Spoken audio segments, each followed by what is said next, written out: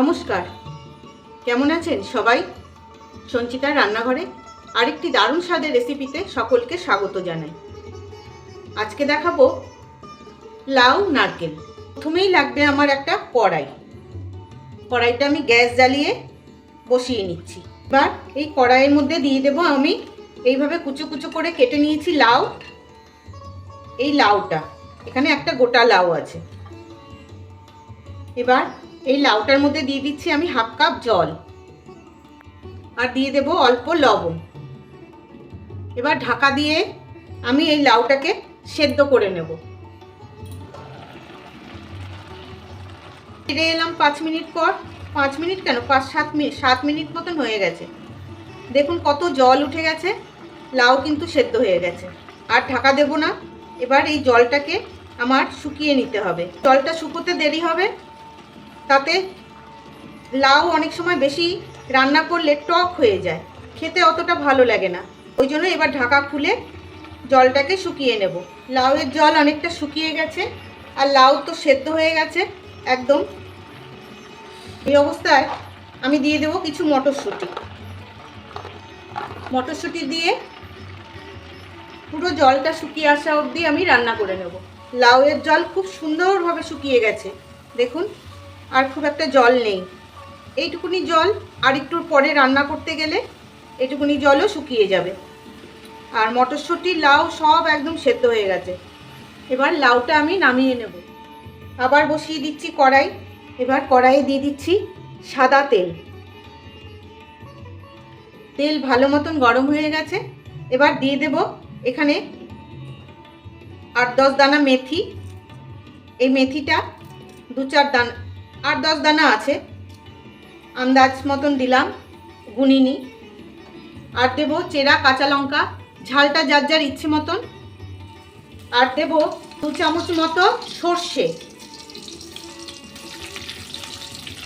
মেথি, সর্ষে, কাঁচা লঙ্কা খুব ভালো মতন ভাজা হয়ে গেছে। এবার এই মশলাটা আমি তুলে নিচ্ছি। এই সর্ষে, লঙ্কা, মেথি এটা আমি মিক্সিতে নিয়ে নিলাম। এটাকে ভালো করে বেটে নেব। এটার সাথে বেটে নেব প্রায় 4 চামচ মতন, এই চামচে 4 চামচ মতন নারকেল আছে। এই নারকেলটা আগে এটাকে বেটে তারপরে এটাকে আধা ভাঙা করে নেব। এবার এই যে সেদ্ধ করে রাখা লাউটা, এই লাউয়ের মধ্যে আমি যে সর্ষেটা বেটে নিয়ে তারপরে নারকেলটা একটু আধা ভাঙা করে নিলাম, এটা দিয়ে দেব। এবার এই মিক্সিতেই দিয়ে দেব চামচ 2 দইটাকে আমি ফেটিয়ে নেব। এবার এই লাউটার মধ্যে এই ফেটানো দইটা আমি দিয়ে দিচ্ছি। চামচখানিক জল দিয়ে মিক্সির বাটিটা ধুয়েও আমি দিয়ে দিচ্ছি। আর দিচ্ছি স্বাদ মতো চিনি। এবার লাউয়ের সাথে সব মশলাটা আমি ভালো করে মিশিয়ে নেব। এই সময় চেক করে দেখতে হবে লবণ লাগবে কিনা। যদি লবণ লাগে এই সময়ই দিয়ে দিতে হবে। আবার বসিয়ে দিচ্ছি কড়াইয়ে দিয়ে দিচ্ছি আর একটু সাদা তেল, চামচখানেক।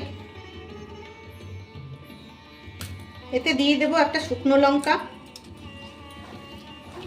এবার দিয়ে দেব কয়েকটা চেরা কাঁচা লঙ্কা ও সামান্য সর্ষে।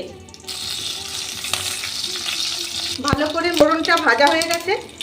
এবার দিয়ে দেব এই লাউটা, দিয়ে আর একটু নাড়িয়ে নেব। আর দিয়ে দেব কটা কিশমিশ।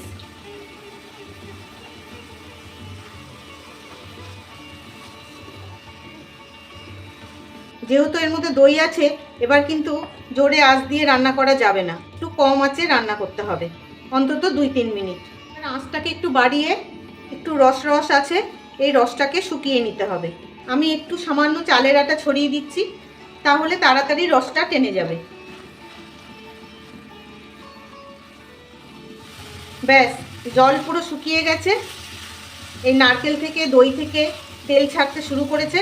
এই যে দেখুন, এই মিনিট 5 রান্না করে নিলাম।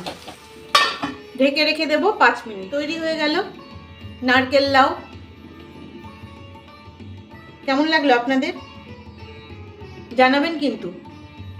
যদি ভালো লাগে ইউটিউব থেকে দেখলে একটা সাবস্ক্রাইব, আর ফেসবুক থেকে দেখলে একটা ফলো করে দেওয়ার অনুরোধ রইল।